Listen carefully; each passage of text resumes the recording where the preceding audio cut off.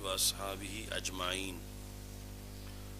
فقہ کا موضوع جو ہے فعل مکلف ثبوتاً او سلباً۔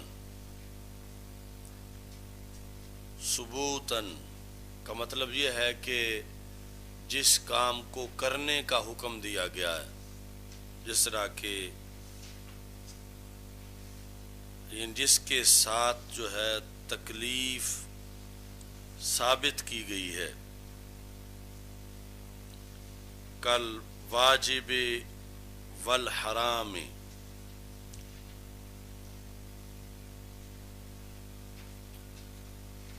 یہ مفہوم ہے ثبوت کا، یا سلب ثبوت جس طرح کے مندوب اور مباح ہے۔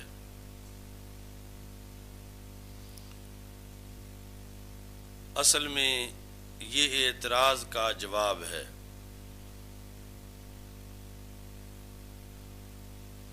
اعتراض یہ ہے کہ حیثیت کی جو قید ہے اس کا لحاظ رکھا جاتا ہے، جس طرح کہ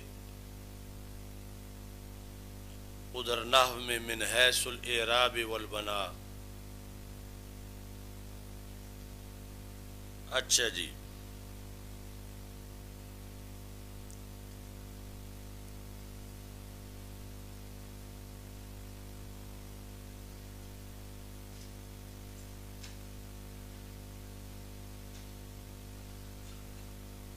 چونکہ تکلیف کا جو مفہوم ہے یہ لغوی طور پر صرف یعنی فرض اور حرام کو شامل ہوتا ہے، معترض کے نقطہ نظر کے بنیاد پر۔ یعنی تکلیف دی گئی ہے کہ مکلف بنایا گیا کہ زکوٰۃ دو، روزہ رکھو، مکلف بنایا گیا ہے کہ نماز پڑھو، تمہیں اس چیز کا مکلف بنایا گیا ہے کہ شراب نوشی نہ کرو۔ تو اور اگر جو ہے اس کے اندر کچھ لچک ہو، گنجائش ہو، تو پھر یعنی تکلیف کا مفہوم پورا نہیں ہوتا۔ یعنی مرضی ہے پڑھ لو، مرضی ہے نہ پڑھو۔ پھر دوسری طرف یہ ہوگا کہ مرضی ہے شراب پیو، مرضی ہے شراب نہ پیو۔ تو اس بنیاد پر انہوں نے یہ اعتراض کا جواب دیا۔ پہلے ترجمہ دیکھو، ثبوتاً او سلباً اے من حیث ثبوت التکلیف بھی، کہ ثبوتاً او سلباً یہ ہے تمییز۔ تو جس طرح لفظ حیث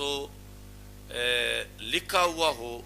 تو قید ہوتا ہے، ایسے ہی تمییز کے اندر ہو تو پھر بھی قید ہوتا ہے کہ فعل مکلف مطلقاً بغیر کسی قید کے موضوع نہیں ہے، بلکہ اس کے ساتھ قید ہے کہ فعل مکلف ثبوت کے لحاظ سے یا سلب کے لحاظ سے، ثبوت کی حیثیت سے یا سلب کی حیثیت سے۔ یعنی حیثیت یہاں موجود ہے، اگرچہ لفظوں میں لفظ حیثیت لکھا ہوا نہیں، لیکن ثبوتاً او سلباً کے اندر وہ حیثیت موجود ہے۔ اچھا جی، کل واجب والحرام، یہ ہو گیا کہ تکلیف کا ثبوت۔ اور سلبہ، سلب کس چیز کی؟ کہ وجوب کی سلب اور حرمت کی سلب، جس طرح کے مندوب اور مباح۔ تو امام شامی کہتے ہیں وَقَصَدَ بِذَلِكَ دَفْعَ مَا قَدْ يُقَالُ، کہ امام حسکفی نے اس سے ارادہ کیا ہے اس اعتراض کو اٹھانے کا، اس کا جواب دینے کا، ما قد یقال، جو یہ کہا جاتا ہے کہ ان قید الحیثیت مراعن، اس میں مفعول ہے راعیا، اس سے کہ حیثیت کی قید کا کی رعایت کی گئی ہے، یعنی حیثیت کی قید کا لحاظ کیا جاتا ہے موضوع کے اندر، حیثیت کی قید کا۔ اچھا جی، فالمراد فعل المکلف من حیث انہ مکلف کما مر، تو پھر مراد جو ہے وہ مطلقاً فعل نہیں، مراد جو ہے وہ مکلف کا فعل ہے اس لحاظ سے کہ وہ مکلف کا فعل ہے۔ اب اس پر یہ اعتراض ہوتا تھا، فَيَرِدُ عَلَيْهِ أَنَّ فِعْلَ الْمُكَلَّفِ، کہ مکلف کا فعل تو مندوب بھی ہے،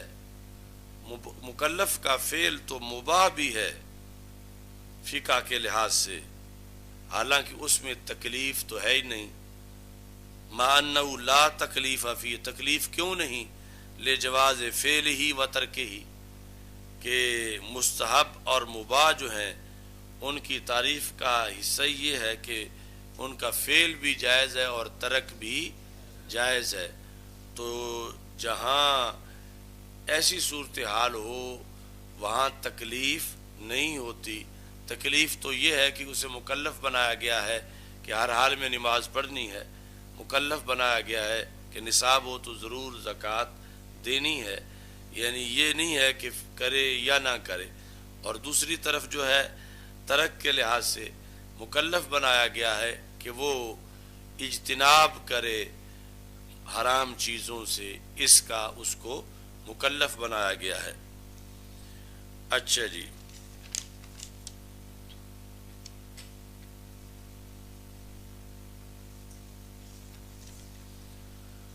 تو یہ کہتے ہیں کہ والجواب انہ یبحث عنہ فی الفقہ، یعنی سوال یہ بنا کہ اب مندوب اور مباح جو ہیں یہ پھر فقہ کا حصہ نہیں ہونے چاہیے، چونکہ یہاں تکلیف نہیں ہے۔ جب تم نے فعل مکلف فقہ کا موضوع بنایا ہوا ہے تو پھر مباح اور مندوب جو ہیں ان کی جو باتیں ہیں وہ فقہ کا حصہ نہیں ہونی چاہیے۔ تو والجواب انہ یبعث عنہ فی الفقہ من حیث صلب التکلیف بہ ان طرفِ فعل المکلف، کہ فقہ کی اندر ان کی جو بحث کی جاتی ہے تو وہ سلب تکلیف کی بنیاد پہ کی جاتی ہے، سلب تکلیف کی بنیاد پر، یعنی جس طرح مناسبت اور مطابقت کا ایک طریقہ قرآن مجید میں ازداد کو بیان کرنے کا بھی ہے، تو پھر فقہ میں مکلف والی جہت سمجھی جائے گی جب سلب تکلیف کی بھی بحث ہوگی، تو اس لیے یہ تکلیف کے لحاظ سے فقہ کا حصہ نہیں ہے بلکہ سلب تکلیف کے لحاظ سے فقہ کا حصہ ہیں۔ آگے سلب تکلیف میں دو جانبیں ہیں، ثبوت اور عدم، یعنی ایک ہے کہ مثلا نفل ہیں تو یہاں سلب تکلیف ہے کہ پڑھنے ہیں، دوسری طرف جو ہے مثلا سگریٹ ہے کہ نہیں پینے، تو وہ جو شراب کے اندر جو سلب جو کہ تکلیف ہے اس کی سلب بھی ہے اور ساتھ اس سے اجتناب بھی ہے کہ یہ ہے تو ناپسندیدہ چیز مگر اس درجے کی نہیں ہے کہ جس درجے کی ناپسندیدہ چیز وہ شراب ہے۔ اس لیے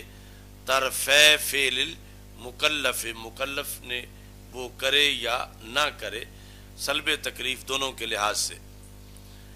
اب یہ ہے کہ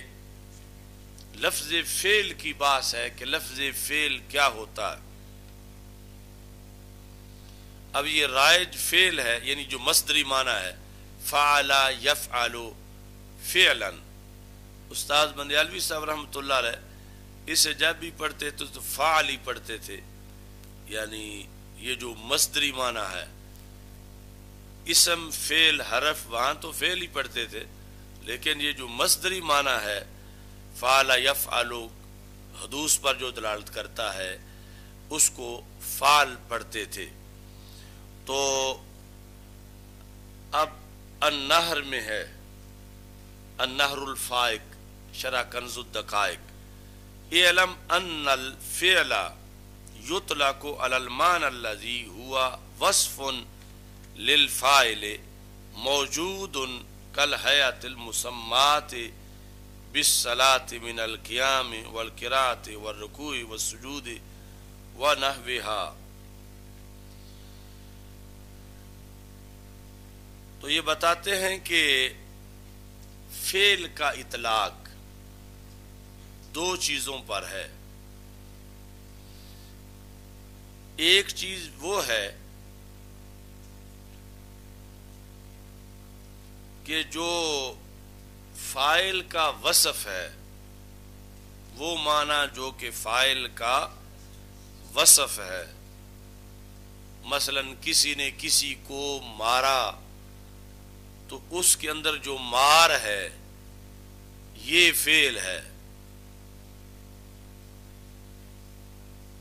کالہیئۃ المسماۃ، اب اس کے اندر وہ فعل کی ادائیگی کا جو مجموعہ ہے ہیئت، اس پر اس کا اطلاق ہوتا ہے۔ مثلا کوئی بندہ قیام، قرات، رکوع، سجدہ یہ سب کچھ کر رہا ہے تو اس مجموعے کو صلاۃ کہا جاتا ہے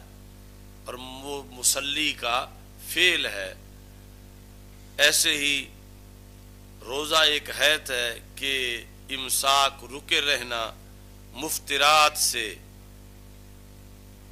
طلوع صبح صادق سے لے کر غروب آفتاب تک۔ تو یہ جو فعل ہے اس کا نام دوسرا ہے حاصل مصدر، یعنی وہ فعل جو اس معنی پہ دلالت کرتا ہے جو معنی فاعل کا وصف ہے، فاعل کا وصف ہے۔ دوسری طرف کبھی فعل کا اطلاق نفس ایقاع پہ ہوتا ہے، مارنا، نفس ایقاع یہ ہے مارنا۔ وقد یطلق علی نفس ایقاع الفاعل ھذا المعنی، اس معنی مار والے معنی کو واقع کرنا، یعنی مار کو بھی فعل کہا جاتا ہے، مارنے کو بھی فعل کہا جاتا ہے۔ تو مار حاصل مصدر ہے اور مارنا مصدر ہے،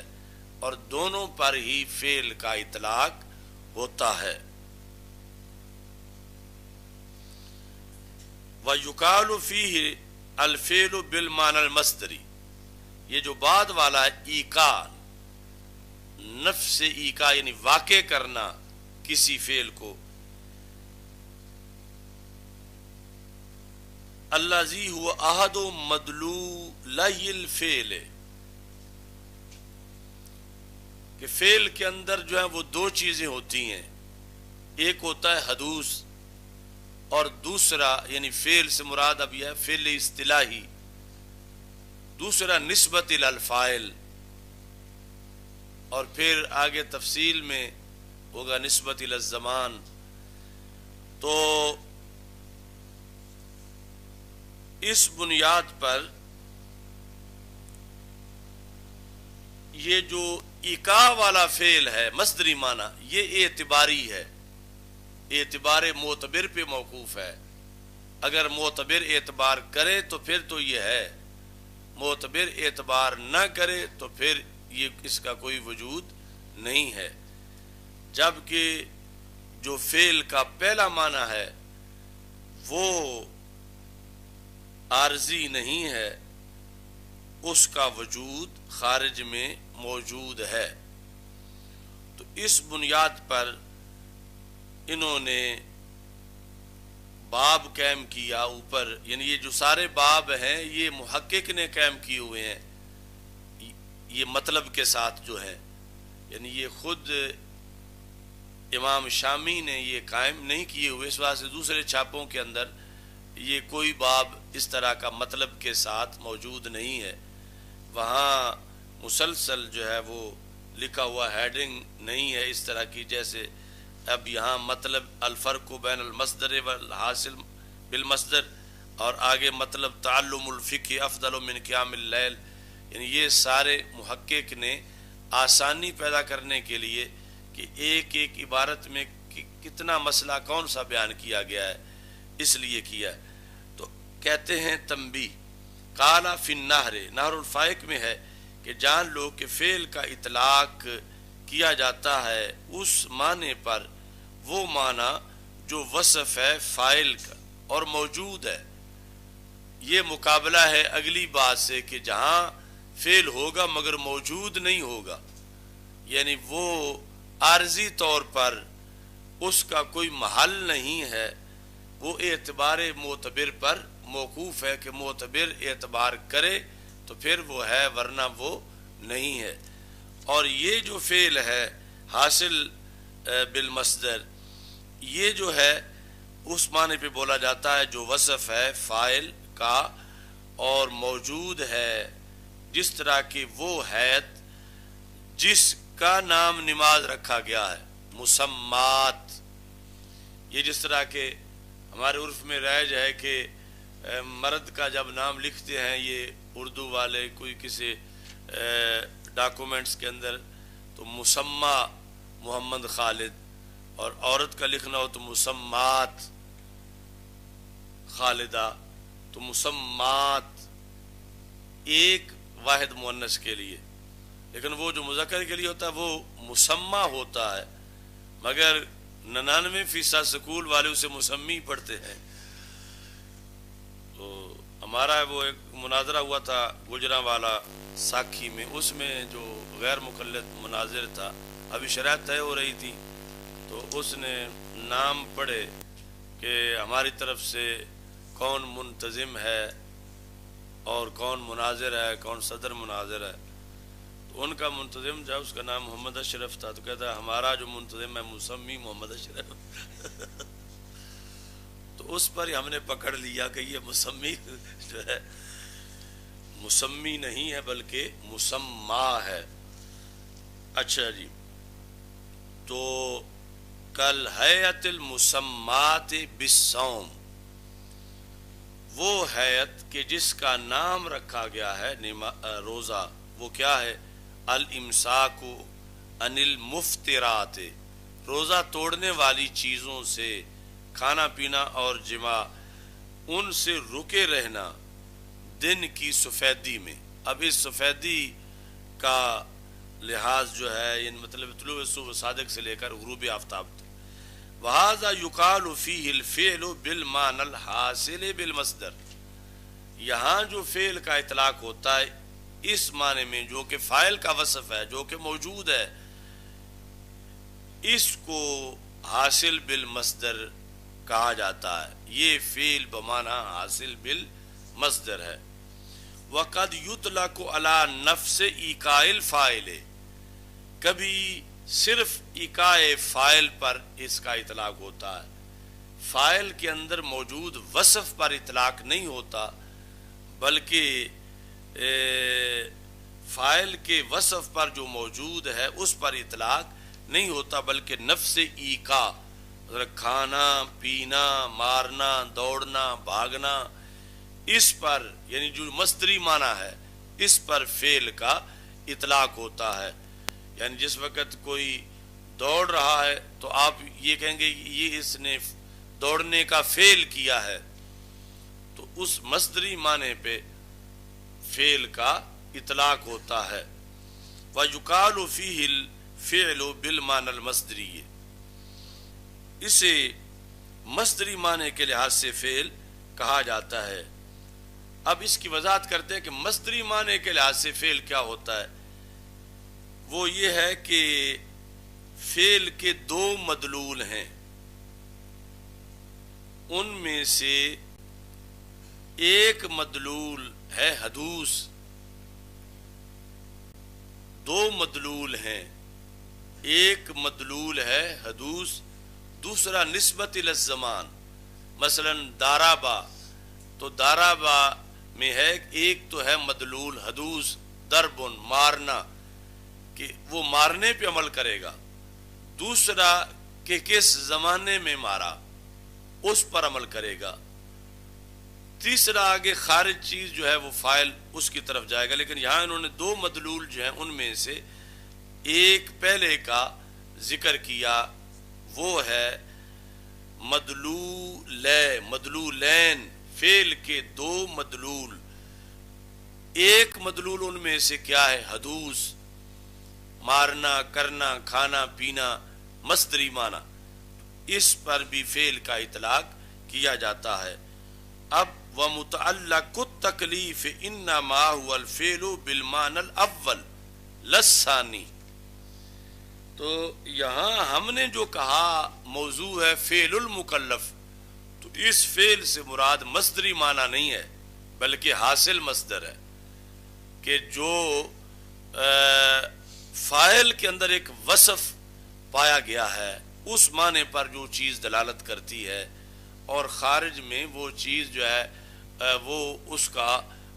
وہ موجود ہوئی ہے، تو وہ ہے یہاں فعل سے مراد، یعنی حاصل مصدر مراد ہے اور مطلقاً مصدری معنی مراد نہیں ہے۔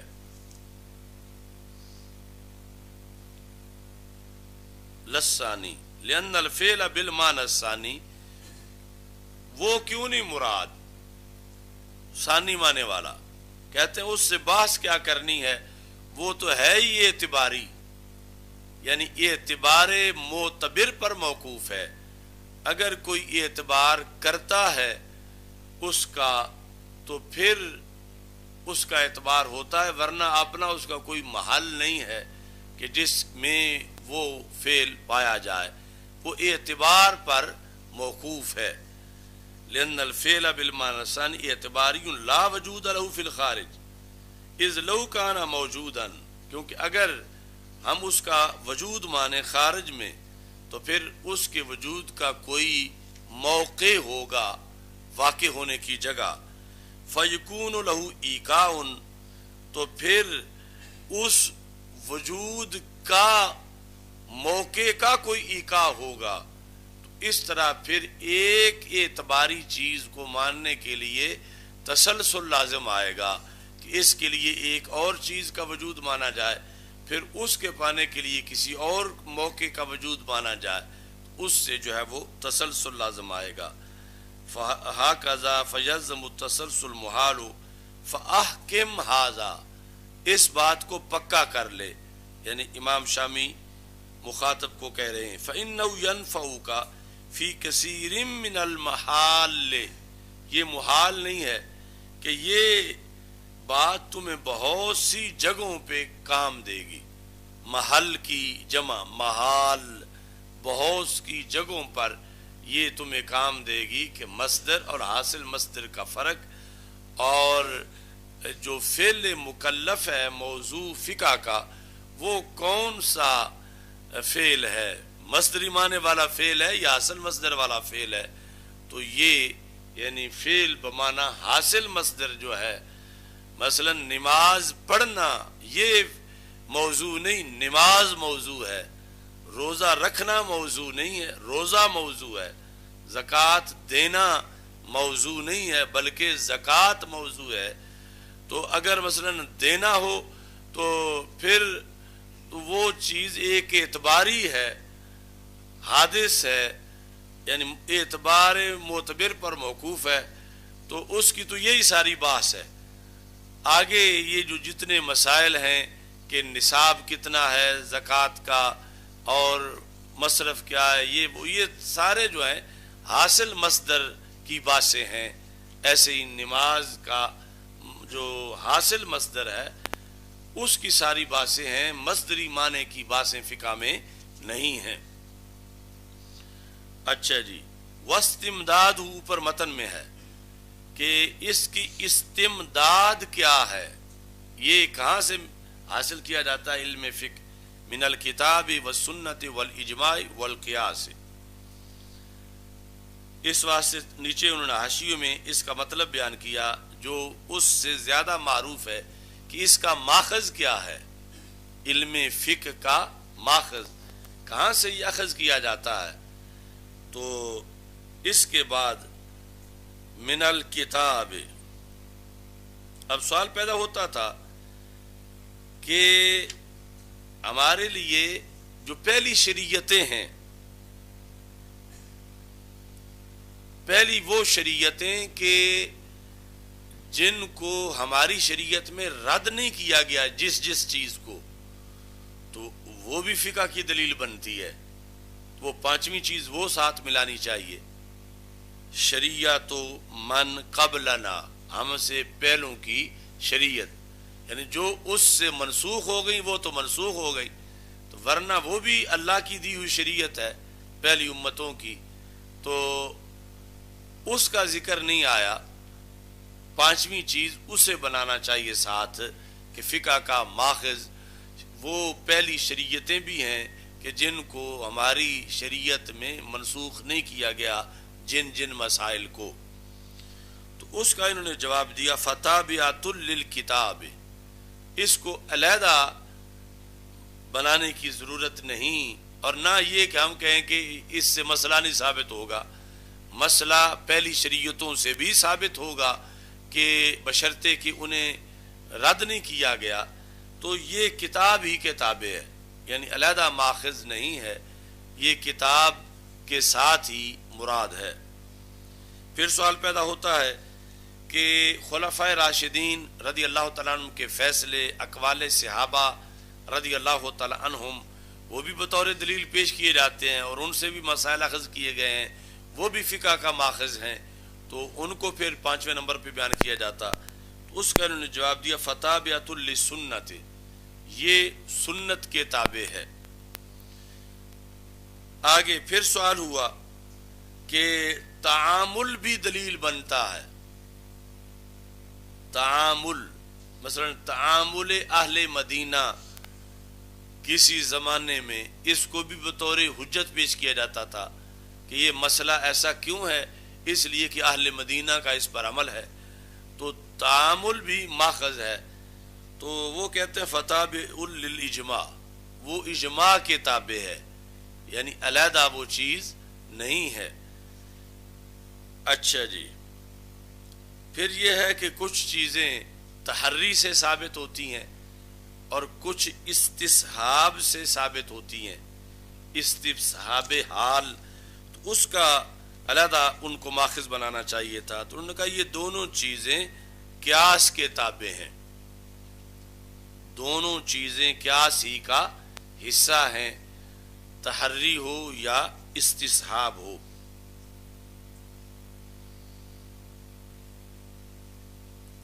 اچھا جی، یہ البحر الرائق کے اندر وضاحت ہے، اور اس کے علاوہ کہتے ہیں وَبِيَانُ مَا ذُكِرَ فِي كُتُبِ الْأُصُولِ، یہ جو ہم نے بیان کیا ہے کہ بنانے والوں نے تو 8 ماخذ بنا دیے، تو ہم نے کہا یہ 4 ہیں، اور باقی 4 کے جو توابع جن کے تابع ہیں وہ ذکر کر دیا. اس کی پوری بحث جو ہے وہ کتب اصول کے اندر موجود ہے. اب یہ غایاتہ، فقہ کی غایت، غایت کا مطلب کہ ہے ثمراتہ، اس کا ثمرہ، المرتب مترتبات علیہ، جو اس پر مرتب ہوتا ہے فقہ کے اوپر. الفوز بسعادت الدارین، قولہ بسعادت الدارین، دونوں جہانوں کی سعادت، اے دار دنیا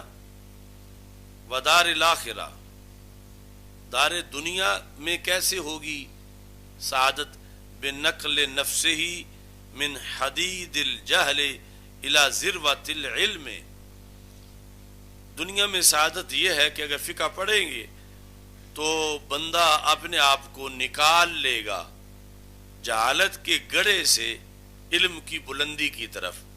تو یہ اس کی سعادت ہے کہ وہ گڑھے میں کار ذلت میں نہیں پڑا ہوا بلکہ علم کی بلندی پر ہے دنیا کے اندر. اچھا جی، اور ساتھ دوسری چیز کہ اس کے اندر یہ صلاحیت ہے کہ لوگ جھگڑے ختم کرنے کے لیے اس کی طرف رجوع کریں گے اور اسے اعزاز دیں گے کہ تم ہمارے جھگڑے ختم کرو. کیوں؟ فقہ جاننے کی وجہ سے اس کو پتہ ہے ما للناس وما علیہم، کہ لوگوں کے اپنے حقوق کیا ہیں اور لوگوں پر کسی کے حقوق کیا ہیں. فقہ جاننے کی وجہ سے، چونکہ اس نے فعل مکلف کی بات پڑھی ہوئی ہے تو اسے پتہ ہے. تو ظاہر ہے کہ جو بندہ جھگڑا ختم کرائے اس کے دوسرے ممنون ہوتے ہیں، تو یہ بھی ایک دنیا کے اندر سعادت ہے. ودار الآخرہ، یہ دار دنیا پر عطف ہے. کیسے؟ بالنعم الفاخرہ، کہ جنت میں، آخرت میں اللہ بڑی بڑی نعمتیں عطا فرمائے گا انشاءاللہ تعالی. اچھا جی، اب آ گیا کہ اس کی فضیلت میں انہوں نے کہا کہ النظر فی کتب اصحابنا من غیر سماع،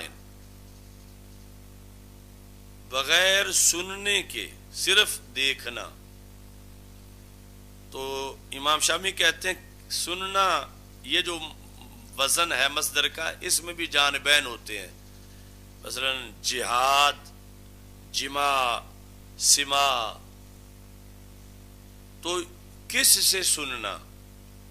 ایک جانب تو یہ ہے سننے والا، انہوں نے کہا اے من المعلم، معلم سے سنے بغیر. وہ جب سنے گا پھر تو نور نلا نور ہے، معلم سے سنے بغیر. وَإِذَا كَانَ النَّظْرُ وَالْمُطَالَعَةُ وَهُوَ دُونَ السِّمَاعِ،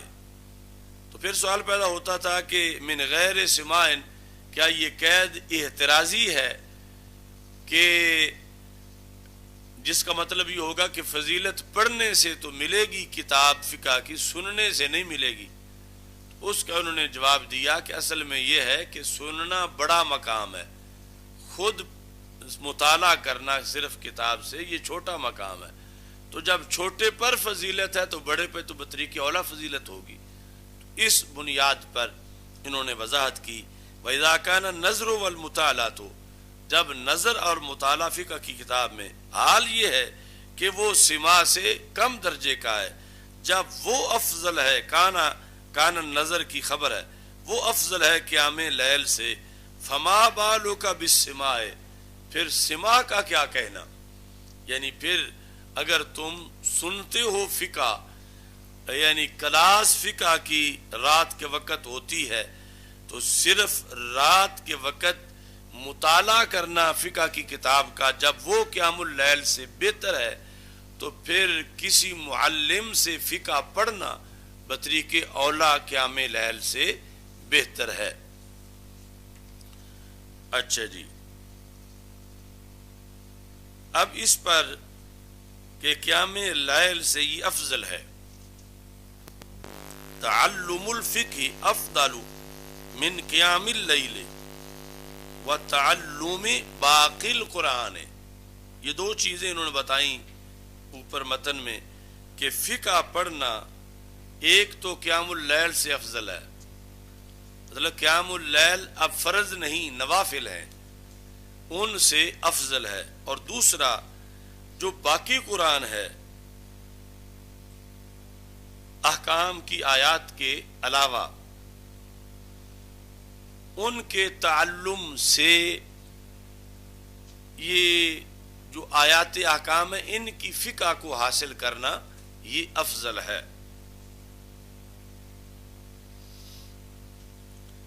امام شامی کہتے ہیں قیام لیل اے بالصلاۃ و نحوہا،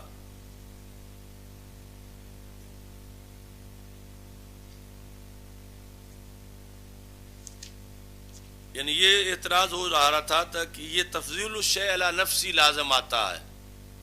کہ کسی چیز کو اپنے اوپر ہی فضیلت دینا، کہ فقہ پڑھنا، پڑھانا، مطالعہ کرنا اس کو بھی قیام اللیل سے تعبیر کیا جاتا ہے، یعنی جو قیام اللیل بمعنی احیاء اللیل، رات کو زندہ رکھنا. تو جس طرح نفل پڑھنے والا رات زندہ رکھے ہوئے ہے، تو مطالعہ کرنے والا بھی احیاء اللیل کر رہا ہے اور اس کا بھی قیام اللیل ہو رہا ہے. تو پھر اسے اپنے اوپر ہی فضیلت دی جا رہی ہے. اس کا انہوں نے جواب دیا کہ یہاں جو لفظ قیام اللیل ہے اس سے مراد ہے بالصلاۃ و نحوہا.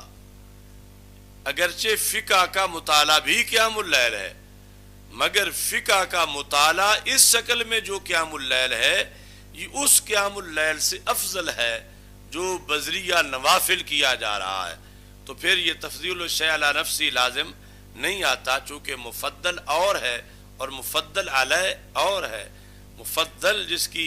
جس کو فضیلت دی گئی ہے وہ ہے مطالعہ فقہ، اور مفضل علیہ جو ہے وہ ہے نفلوں کی صورت میں قیام. تو یہ علیحدہ علیحدہ چیزیں ہیں. اچھا جی، وَإِلَّا فَهُوَ مِنْ قِيَامِ اللَّيْلِ، ورنہ مطالعہ فقہ کا یہ قیام اللیل ہی کا حصہ ہے. اب پھر سوال پیدا ہو گیا کہ اگر قیام اللیل ہی ہے تو پھر افضل کیسے ہے؟ وہ بھی قیام اللیل، یہ بھی قیام اللیل. قیام اللیل کی دو قسمیں ہیں، اسے تم افضل قرار دے رہے ہو، تو پھر وجہ تفضیل کی کیا ہے؟ وہ کہتے ہیں کہ وَإِنَّمَا كَانَ أَفْضَلَ لِأَنَّهُ مِنْ فُرُودِ الْكِفَایَةِ، کہ ادھر جو نفلوں کی صورت میں قیام اللیل ہے وہ نفلی ہے، اور ادھر جو مطالعہ فقہ کی صورت میں قیام اللیل ہے یا فرض ہے یا فرض کفایہ ہے. تو فرض اور فرض کفایہ ہر حال میں نفل سے افضل ہیں. اچھا جی، لِأَنَّهُ مِنْ فُرُودِ الْكِفَایَةِ إِنْ كَانَ زَائِدًا عَلَى مَا يَحْتَاجُهُ، یعنی ایک بندہ مثلا تاجر ہے تو تجارت والی ساری فقہ تو اس پر فرض عین ہے، اور مطلقاً کہ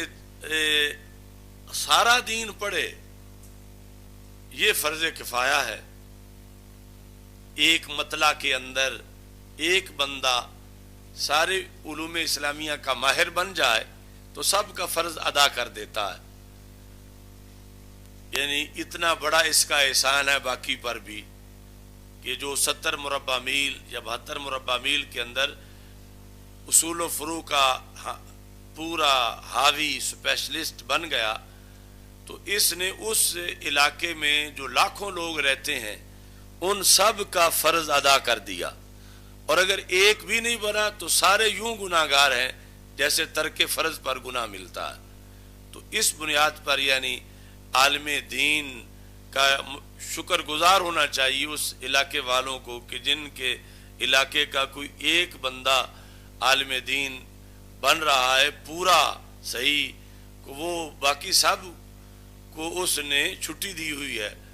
اور باقی سب اس کے ممنون ہونے چاہیے کہ یہ ہمارے حصے کا کام کرنے گیا ہوا ہے. تو یعنی ہر بندے کا جو شعبہ ہے وہ فرض عین ہے. یعنی جس طرح بالغ پر نماز فرض ہے تو نماز کا کیا علم بھی فرض ہے، اس کے مسائل جاننا. تو اس واسطے انہوں نے کہا ان کا نا زائدن علی ما یحتاجہ، اس فقیہ کی جو حاجت ہے کہ فقیہ مثلا تاجر ہے، فقیہ مثلا کاشتکار ہے، تو اب حاجت کے علاوہ جو پڑے گا وہ ہوگا فرض کفایہ. حاجت والا تو فرض عین ہے، وَإِلَّا فَهُوَ فَرْضُ عَيْنٍ. تو یہ جو رات کو قیام اللیل بشکل مطالعہ فقہ کر رہا ہے، دو ہی حالتیں ہیں، یا فرض کفایہ ادا کر رہا ہے یا فرض عین ادا کر رہا ہے. اور دوسری طرف جو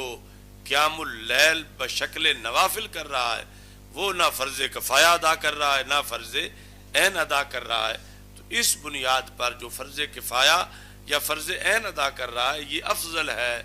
اس سے، اس کا قیام اللیل اس قیام اللیل سے جو نوافل کی شکل میں ادا کیا جا رہا ہے. اچھا جی، تعلم الفقہ فتاوی بزازیہ میں ہے کہ ایک بندے نے تعلم بعد القرآن، قرآن مجید کا کچھ حصہ پڑھ لیا اس نے، ووجد فراغا، یعنی جتنا ٹائم اس کے پاس ملا اسے، اس نے قرآن مجید کی کچھ صورتیں یاد کر لی، کچھ پارے یاد کر لیے، اب اس کے پاس مزید ٹائم ہے، تو باقی ٹائم اب کس میں لگائے؟ باقی قرآن حفظ کرنے میں لگائے یا جو پڑھا ہے اس کے اندر فقاہت حاصل کرنے میں لگائے؟ تو فتاوی بزازیہ میں ہے فالافضل الاشتغال بالفقہ، اب بجائے اس کے کہ باقی قرآن حفظ کرے وہ فقہ میں مشغول ہو جائے۔ کیوں؟ لأن حفظ القرآن فرض کفایت وتعلم ما لا بد من الفقہ فرض عین، کہ حفظ قرآن فرض کفایہ ہے اور ما لا بد من ہو، جس کے بغیر چارہ ہی نہیں مسلمان کا کہ زندگی اس کے بغیر بسر کر سکے، حلال و حرام کا علم، تو وہ فرض عین ہے۔ تو ظاہر ہے کہ فرض عین فرض کفایہ سے زیادہ شان رکھتا ہے۔ اب اس سٹیج پہ کھڑے ہو کے عصری علوم کو سوچنا چاہیے، یعنی جواز اور ضرورت اپنی جگہ، لیکن آج اس کے ساتھ سلوک کیا کیا جا رہا ہے علم دین کے ساتھ، یعنی ضرورت کے لحاظ سے جو ما لا بد من ہو، وہ جو فقہ ہے وہ تو حفظ قرآن چھوڑ کے بھی ضروری ہے کہ باقی حفظ نہ کرو، پہلے یہ پڑھو کہ ہمارے شرعی مسائل حل کیسے ہوں گے۔ تو جہاں حفظ سے ہٹا کے ادھر لگایا جا رہا ہے، تو وہاں یعنی ادھر سے ہٹا کے سکولوں کی طرف کیسے لگایا جا سکتا ہے؟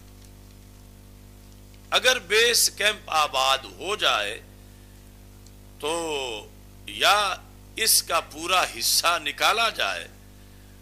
اب جو قوم کی پیداوار ہے مال کے لحاظ سے یا بال کے لحاظ سے، بال بچہ، تو اب مثلا 10 کروڑ بچے ہیں، تو 10 کروڑ بچوں میں سے قوم نے 50 لاکھ بمشکل دین کو دیے ہوئے ہیں، تو اب تو عددی طور پر بھی حصہ نہیں دیا گیا دین کو، یعنی 10 کروڑ میں سے چلو 1 کروڑ باقی شعبہ جات کے لیے ہوتے، 9 کروڑ جو ہیں وہ یہ مالا بدہ من ہو پڑتے، تو یہ تو پہلے ہی اتنی ٹیڑھی تقسیم ہے کہ جس دین میں یعنی حفظ، باقی کچھ حفظ کے بعد جو آیات احکام ہیں ان کے بعد باقی حفظ سے افضل ہے، بلکہ ضروری انہوں نے قرار دیا کہ حفظ کرنا فرض کفایہ ہے، اور یہ دینی مسائل کے اندر مہارت یہ فرض عین ہے۔ چونکہ اگر آبادی میں تناسب لگایا جائے کتنے بالغ ہیں، تو بالغ پر نماز فرض ہے تو نماز کے مسائل بھی فرض ہیں، کتنے صاحب نصاب ہیں تو پھر ان پر نماز کے ساتھ زکوٰۃ بھی فرض ہے تو زکوٰۃ کے مسائل بھی فرض ہیں، کتنے تاجر ہیں تو ان پر تجارت کے فرائض بھی فرض عین ہیں ساتھ۔ تو اس طرح یعنی جو فرض عین علم والا ہے تعداد، وہ ضروری نہیں کہ وہ بچے ہی ہوں مثلا 15-20 سال والے، یہ تو 50 والے پر بھی فرض ہے کہ اگر اب تک نہیں پڑھا اس نے تجارت کو اور کرتا تجارت ہے تو پھر تجارت پڑھے پہلے۔ یعنی حضرت عمر رضی اللہ تعالی عنہ نے اس لیے ٹیسٹ لیا طلباء کا نہیں تاجروں کا۔ امام غزالی رحمۃ اللہ علیہ نے احیاء العلوم میں لکھا ہے کہ مدینہ منورہ کے بازار میں تشریف لے گئے تو پوچھا کہ مل بے ومل بیع الباطل ومل بیع الفاسد ومل فرق بینہما، بے کیا ہوتی ہے، بے باطل کیا ہوتی ہے، بے فاسد کیا ہوتی ہے، ان میں فرق کیا ہوتا ہے؟ تو اب جن کو جواب نہیں آیا، ان کی دکانیں فوراً سیل کی، اور صرف سیل نہیں کی، انہیں وہیں لٹا کے کوڑے مارے۔ ان کو کہا کہ تم اسلامی سلطنت میں جب تمہیں یہ مسائل ہی نہیں آتے تو تم خود بھی حرام کھا رہے ہو، اور جو تم سے خریدتے ہیں وہ بھی حرام کھا رہے ہیں، تو اتنا بڑا تم اسلامی سلطنت کو نقصان پہنچا رہے ہو کہ چونکہ تمہاری دکان جو ہے یہ وہ موگا ہے جو محلے کو سیراب کرتا۔ موگا تو جانتے ہو، نہر میں جہاں سے پانی کالی میں آتا ہے تو سارا محلہ یہاں سے چیزیں خریدتا ہے، اور تمہیں پتہ ہی کوئی نہیں کہ حلال یعنی بے باطل کیا ہے، فاسد کیا ہے، کیسے سودا جائز ہے کیسے ناجائز ہے، وہ صاحب مراقبہ بھی ہے ساتھ۔ اچھا جی، یہ تصور مدینہ میں شاید تو جاگ کے تصور کریں۔ اچھا جی، تو اب یہ دیکھو کہ آج یعنی کیا ہے ہمارا حال، ہماری منڈیاں، ہمارے بازار،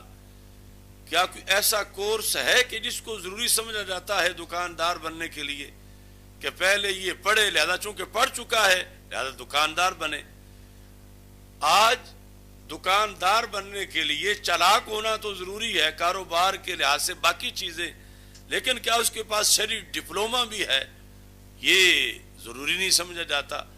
تو پھر خود بھی حرام کھائے گا، محلے والوں کو بھی، شہر والوں کو بھی، ملک والوں کو بھی، یعنی اپنی مرضی دیکھیں گے کہ دکاندار بھی راضی ہے، گاہک بھی راضی ہے، لیکن شریعت تو کہتی اللہ اور اللہ کا رسول بھی راضی ہوں صلی اللہ علیہ وسلم، تو پھر سودا ہوگا۔ تو اس بنیاد پر یعنی یہ بہت بڑا دین کے علم کا جو حصہ بنتا ہے وہ نہیں دیا گیا، اور پھر جو دیا گیا جتنے پڑھنے آئے ان کو پھر معاشرے کے اندر ویسے ڈی گریڈ کیا گیا کہ اگر گھر سے 4 بچے سکول جاتے ہیں، ایک مدرسہ آتا ہے، تو سکول والوں کو ترجیح دی جائے گی کہ ان کے کپڑے اچھے ہوں، ان کا کھانا وقت پہ ہو، اور یہ چھٹی نہ کریں، اور مدرسہ والا جو ہے وہ روزانہ ہی اس کو گھر کا کام پڑا ہوا ہے کہ باقی جو ہے وہ تو ان کو تو چھٹی نہیں ملتی، بڑی سختی ہے، اور وہاں اتنے لاکھ روپے فیس دینی ہوتی ہے تو چھٹی کیوں کروائیں، اور ادھر جو ہے وہ چھٹی ہضم ہو جائے گی۔ تو اس طرح کر کے پھر آگے حکومت اب اس کو یعنی جب اتنا ظلم بالائے ظلم بالائے ظلم بالائے ظلم کرنے کے بعد پھر وہ کہتے ہیں کہ یہ جو اتنے تھوڑے سے مجموعی آبادی سے نکل کے اور ساری ضرورتیں پوری کر کے پھر تھوڑے سے آئے ہیں، تو یہ بھی اب ساتھ دوسرا بھی پڑھیں، یعنی یکساں نصاب، یہ بھی اتنا جتنا ایک انجینئر پڑھتا ہے، جتنا دوسرا طب والا ڈاکٹر پڑھتا ہے، اس میں سے بھی کچھ یہ پڑھیں۔ تو یہ ہے یعنی مزید ظلم پہ ظلم کہ جس صلاحیت سے حلال و حرام کی پہچان ہو وہ تو مشکل سے پہلے بھی مشکل ہے کہ پیدا ہو پڑھنے والوں میں، یا کتنے فیصد میں پیدا ہو، اور یہ اوپر مزید یہ چاہتے ہیں کہ یعنی یہ نہیں پیچھے امریکہ، برطانیہ، یورپی یونین، کہ اگر ان کو پوری سمجھ آ گئی تو پھر تو یعنی یہ علم ایسا علم ہے کہ کروڑوں ایٹم بم بھی اس کا مقابلہ نہیں کر سکتے، یعنی جب یہ پکا کسی کو آ جاتا ہے تو وہ ہزاروں امریکہ کے سامنے اکڑ جاتا ہے۔ تو یہ ان کا ہے کہ انہیں آئے ہی نہیں، اور جب ان کے اندر مہارت ہی نہیں ہوگی، اور جب غذا خوراک مسلمانوں کی حرام سے پاک نہیں رہے گی، معاشرے میں حرام کی کثرت ہوگی، تو پھر قوت کہاں سے آئے گی؟ یعنی جو قوت ایمانی ہے اس کے لیے تو لقمہ حلال ہے، اور اس کے لیے ماحول کی تطہیر ہے، معاشرے کی تطہیر ہے، یا جو کرنٹ ایشوز ہیں فوراً ان کے لحاظ سے خود بچنا ہے، اوروں کو بچانا ہے۔ اور جب ایسی صلاحیت ہی نہیں ہوگی، یعنی یہ جو علم ہے یہ مطلب بچہ بچپن میں یوں ہے جس طرح کہ جب پیدا ہوتا تو آنکھیں بند ہوتی ہیں، پھر آہستہ آہستہ آنکھیں کھلتی ہیں، پھر اس کو آہستہ آہستہ پہچان شروع ہوتی ہے، پھر اس کے باقی حواس آہستہ آہستہ وہ پورے کام کرنا شروع کرتے ہیں، پھر جا کے آگے علم و حکمت کی طرف چلتا ہے۔ تو اب ایسے ہی یعنی جو علم کی آنکھیں کھلتی ہیں، یعنی مدرسہ میں کوئی داخل ہوا، پہلے تو سب کی آنکھیں بند تھی اس بچے کی طرح، پھر جو ہے اس نے آنکھیں کھولی، کچھ پڑھا صرف و نحو کو، اب آگے اس کے جو حواس ہیں علمی طور پر وہ کام کرنے لگے۔ تو ویسٹ کا یہ مطالبہ ہے کہ ان کی آنکھیں کھل بھی جائیں تو ویسے کھلیں جیسے چھوٹے بچے کی کھلتی ہیں، اور ابھی اس کو پہچان پوری نہیں ہوتی کہ میرے لیے مفید کیا ہے اور نقصان دہ کیا ہے، لہذا وہ انگارہ بھی ہاتھ میں پکڑ لیتا ہے۔ تو اس حد تک ہی ان کا علم رہے، اس سے اگلی حد تک کہ آنکھیں اندھیروں میں بھی دیکھ لیں۔ یعنی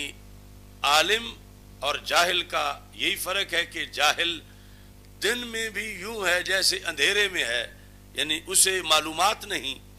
اور عالم رات میں بھی یوں ہے جیسے روشنی میں ہے۔ تو اس نے رہنمائی کرنی ہے اس کی، یہ دین میں فریضہ ہے اہل علم کا، اس لیے مقام بڑا ہے کہ اس نے اندھوں کی رہنمائی کرنی ہے، اس نے اندھیرے میں چراغ جلانا ہے۔ اور جب یہ اندھوں کی رہنمائی کرنے والا ہی اندھا رہ جائے اور اندھیروں میں چراغ جلانے والے کے پاس ہی چراغ نہ ہو، تو پھر وہ جو نبوی مشن ہے اس کے مطابق پھر رہنمائی کیسی ہو سکے گی؟ تو یہ ان کا اصرار ہے امریکہ کا اور یورپی یونین کا کہ ٹھیک ہے یہ عالم بن بھی جائیں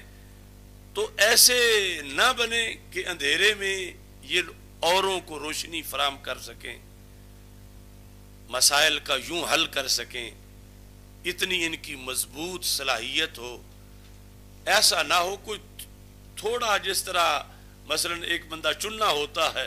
کہ کچھ نظر آتا ہے کچھ نظر نہیں آتا، کہ تھوڑا بہت یہ گزارا کر لیں، یا اندھوں میں کانا راجا جو ہے،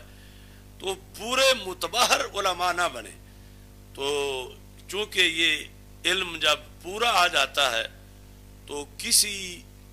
مادی قوت میں یہ طاقت نہیں کہ وہ اس کا رستہ روک سکے اور اس کا مقابلہ کر سکے، یہ کسی کے بس میں نہیں ہے۔ علم اتنی بڑی پاور ہے، اتنا بڑا اس کے اندر حقانیت کا جذبہ اور پھر اس کی طاقت ہے۔ یعنی باقی لوگ جو ہیں ان کے مزاج الا ماشاء اللہ، یعنی اغراض دنیا وہ چمٹی ہوئی ہیں ہر طرف سے، پاؤں کو بچوں کی فکر، اپنے عہدے کی فکر، اپنے جاب کی فکر، روزگار کی فکر، کاروبار کی فکر، صحت مرض، یہ ساری فکریں۔ تو اسے کوئی بلا رہا ہے آؤ میری مدد کرو، وہ پاؤں کھینچ کے رکھنا چاہتا ہے لیکن ساری اغراض اس کو نیچے کھینچتی ہیں کہ تو نے گھر سے باہر کہاں جانا ہے۔ اور پھر آگے جب یہ ہے کہ جو بلا رہا ہے جدھر جانا ہے ادھر ہو سکتا ہے آگے سے ڈنڈا لگے، ہو سکتا ہے سر پھٹ جائے، یا ہو سکتا ہے جان ہی نکل جائے۔ اب مزید یعنی صرف پاؤں کی زنجیریں ہی نہیں، اوپر کمر سے بھی کسی نے پکڑا ہوا ہے۔ تو دوسری طرف للہیت ہے، یعنی جب کوئی خاص وقت ہو تو اسے ان میں سے کوئی چیز رکاوٹ نہیں بنتی، اور اس کے لیے اس میں ایک لذت ہے، اس میں ایک سرور ہے کہ باطل سے وہ ٹکرائے اور دین کے غلبہ کے لیے وہ کام کرے۔ تو اس کے اندر بنیادی چیز جو ہے اسے روکنے کے لیے نصاب یکساں وہ بنانا چاہتے ہیں، مگر قیامت تک بھی نہیں بنا سکتے۔ مثلا وہ جو 50 کروڑ ہے بچہ، 10 کروڑ، اس میں سے جو ہمارے والے ہیں مثلا 1 ہے، یعنی اگر 1 کروڑ بندہ بھی اٹھ کھڑا ہو دین حق کے لیے کمر بستہ ہو کر جان دینے کے لیے، لیکن جان کسی غلط رستے میں دے آئیں تو وہ جان دینے کا تو کوئی فائدہ نہ ہوا۔ تو سب سے پہلے یہ پہچان ضروری ہے کہ جو جہاد شروع کر رہے ہیں وہ جہاد ہے یا فساد ہے۔ وہ کیا چیز ہے، تو اس کے لیے یعنی یہ ادراک ضروری ہے، چونکہ جب اگر غلط رستے پر چل کے جانے دے کے واپس لوٹے تو پھر وہ قوم اتنی باغی ہوگی کہ اتنے غلط رستے پہ ہم سے قربانی لی، اب ہم کیسے آگے قربانی دیں یا ہماری نسلیں کیسے دیں، کہ اس پر تو فائدہ مرتب نہیں ہوا، یا پھر قیامت کے دن تو کم از کم افسوس ہوگا کہ ہمارا تو قبلہ ہی درست نہیں تھا، ساری رات ہم نماز پڑھتے رہے ہیں اور صبح پتہ چلا ہے کہ وہ منہ دوسری طرف تھا۔ تو اس لیے یعنی اس ساری جد و جہد جو غلبہ اسلام یا نظام مصطفیٰ صلی اللہ علیہ وسلم کی جو جد و جہد ہے، اس کی بنیادی کردار علوم میں ثقافت اور رسوخ کا ہے کہ یہ ہو، اور اس سے راہ کا کل آج جسے خوش ہو کہ اچھا کہہ رہے ہیں، اسے ہی کل برا نہ کہیں جب پردہ ہٹے اور دین کی روشنی سامنے آئے۔ تو ہمارے بچپن میں وہ تقریر کرتے تھے مولانا عبدالستار نیازی رحمۃ اللہ علیہ، اور پھر ہمارے استاد بندیالی صاحب بھی رحمۃ اللہ علیہ کئی بار اسباق میں کہتے تھے کہ اگر یہ جو نام نہاد سیاسی لوگ ہیں یہ کسی دن یہ کہہ دیں کہ یہ علماء روز ہم سے حکومت مانگتے ہیں، چلو یہ لو تم حکومت، تو بتاؤ یہ چلائیں گے کیسے؟ ان کے پاس اپنی فقہ سے آج کے مسائل کا انہوں نے کیا حل نکالا ہوا ہے، بندے ہیں جو فوراً قانون سازی جدید مسائل کی قرآن و سنت سے کر لیں گے، اگر وہ 1 مہینہ دے دیں چلو کر لو، اور یہ 1 مہینہ میں کتابیں بھی جھاڑ کے نہ رکھ سکیں، یعنی یہ وہ کہتے تھے کہ تم پہلے اپنی صلاحیت تو پوری کر کے رکھو، اگر تمہیں نوبت ملتی ہے، یہ نہیں کہ ان کے پاس ہے کچھ نہیں یا یہ کر نہیں سکتے، لیکن ان کے پاس اگر پورے ملک میں 1 2 4 5 ہی ہوں تو وہ اس کو کس چیز کا وزیر بنائیں گے؟ وہ تو اس کے لیے پھر آگے عوامی خدمت کے لیے جو ٹائم وہ لگائے، یا اپنے اصول فرامین کہ جو موجودہ نظام سے ہٹ کر اصل اسلام کا نظام ہے وہ تیار کریں۔ تو اس لیے یعنی ہزاروں سپیشلسٹ ماہرین پہلے موجود ہونے چاہیے اس تیاری پر کہ کل موقع ملا تو نظام مصطفیٰ صلی اللہ علیہ وسلم نافذ کرنا ہے، اور اگر وہ ملے تو پھر پٹھان کی طرح، کوئی پٹھان ہو تو وہ غصہ نہ کرے، ویسے جو پٹھان نے کہا تھا خوچا کلمہ پڑھو، تو اس نے کہا چلو پڑھاؤ، تو کہتا آتا تو مجھے بھی نہیں ہے۔ تو یہ مطلب دین کو برسر اقتدار لانا یا نظام مصطفیٰ صلی اللہ علیہ وسلم، اب تو وہ پلید نظام والے یعنی نام نیاز سیاسی وہ اپنے لالچ میں اگر کبھی آزمانے کے لیے یا ویسے ہی تھک جائیں ہار جائیں اللہ کی قدرت سے، اور وہ کہ اب یہ مولویوں کو دے دو یہ اس ملک کا نظام چلائیں، تو اس کے لحاظ سے آگے مولوی یہ کہیں کہ اب ہم کورس شروع کرا رہے ہیں ایک، اور 3 سال میں ماہرین پیدا ہوں گے، وہ بھی بطور فرض، تو اتنے میں تو پانی بہت آگے گزر جائے گا۔ تو ابھی بھی نیند نہیں اڑی اس کے اتنی سخت گفتگو سے بھی، تو یعنی یہ ہے کہ اتنا پیچھے ہیں ہم، اتنا پیچھے ہیں، جو ہماری ڈیوٹی ہے اس کے لحاظ سے ایک تو ہمیں حصہ تھوڑا ملا، اور پھر حصہ طالب علموں کا ملنے کے لحاظ سے وہ جنہوں نے آکسفورڈ اور کیمبرج کے لیے جانا تھا وہ سارے ذہین دوسرے شعبوں والوں نے کھینچے، اگرچہ دین نے تو کند ذہن کو بھی امام بنا دیا، لیکن دینے والوں نے تو جو رہیل محل تھے اللہ ماشاء اللہ وہ کہ چلو یہ مدرسے میں چھوڑاؤ، اتنے ظلم اس کی بنیاد پر یعنی آگے پیداوار، یعنی جیسے لوگ ایک شہر کے ایک محلے میں کئی ہونے چاہیے، ہمارے پاس ویسے لوگ پورے ملک میں چند ہیں، یہ پیداوار کا ہے۔ لیکن یہ ٹھیک ہے کہ اپنی جگہ وہ جو بجٹ جتنا ہے سکولوں کالجوں کا اس کے مقابلے میں مدارس کا تو 1 روپیہ بھی بجٹ حکومت کی طرف سے نہیں ہے، اور پھر بھی جو یہ کر لیتے ہیں وہ نہیں کر سکتے کہ جب بھی کوئی مسئلہ پیدا ہو تو کہتے ہیں اب ماہرین بیرون ملک سے آئیں گے۔ یہاں والے ماہرین کام نہیں کرتے، لیکن علماء نے تو آج تک یہ نہیں کہا کہ مسئلہ حل کرنے کے لیے بیرون ملک سے علماء آئیں گے تو مسئلہ حل ہوگا۔ تو یہ تو اپنے یہاں والے ہی مسئلہ حل کر دیتے ہیں، اتنے مظالم جھیل کے بھی کہ جو معیشت، معاشرت، انتظامات کے لحاظ سے۔ لیکن تقاضے کی میں بات کر رہا ہوں کہ ہمیں کتنا مزید آگے جانا ہے اس پوائنٹ تک پہنچنے کے لیے، اگر ہمارے پاس اختیار ہو دین نافذ کرنے کا تو پھر اس کو کس طرح پورے طریقے سے نافذ کیا جائے۔ الحمدللہ رب العالمین والعاقبۃ للمتقین والصلاۃ والسلام علی رسولہ الکریم۔ استغفر اللہ لا الہ الا اللہ وحدہ لا شریک لہ، لہ الملک ولہ الحمد وہو علی